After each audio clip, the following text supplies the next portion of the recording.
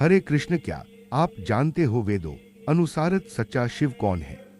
आइए जाने।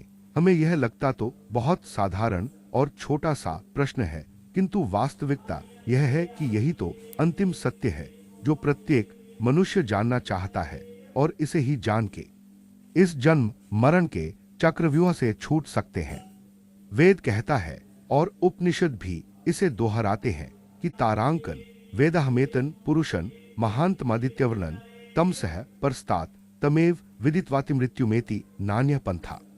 विदितेनाई तारांकन अर्थात मैं उस स्वप्रकाश स्वरूप महान पुरुष को जनता हूं या जानना चाहता हूं जो अविद्या के अंधकार से परे है, और उसे ही जानकर मैं मृत्यु से तर सकता हूं।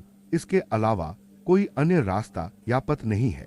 आइए जानते हैं ये सच्चा शिव कौन है, जिसकी खोज का संकल्प आज ही के दिन ऋषि दयानंद ने लिया था, जिसे जानना ही सभी ऋषि महर्षि और योगियों का परम लक्ष्य होता है, जिसको जानने और पाने के लिए वो अपना सर्वस्व न्योछावर कर देते हैं, सारा संसार त्याग देते हैं। वो सच्चा शिव कैसा है?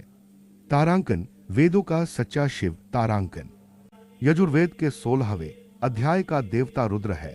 इस अध्याय में शिव के अनेकों चर्चित नाम एक साथ ही मिल जाते हैं, जैसे शिव गिरीश, नीलग्रीव, सहस्राक्ष, हिरण्यबाहो, गणपति, पशुपति, शितिकंठ, कपर्दिन, व्युप्तकेश, शतधन्व, हरस्व, वामन, शंभु, मयोभव, शंकर, मयस्कर, शिवतर, भूतानाम, अधिपति। किंतु क्या वेदों में वर्णित इन नामों का अर्थ वही है जो आज समाज में प्रचलित है? आइए देखते हैं कि उपरोक्त नामों के सच्चे अर्थ क्या हैं। शिव शिव शिवु कल्याणे धातु से बना है, अर्थात जो सबके लिए मंगलमय और कल्याणकारी हो। ईश्वर सबका कल्याण करता है, अतः शिव ईश्वर का नाम है। रुद्र रुधिर अश्रु विमोचने इस धातु के रुद्र शब्द बना है, अर्थात जो दुष्ट कर्म करने वालों को दंड देके रुलाता है, इसलिए उस ईश्वर को रुद्र कहते हैं।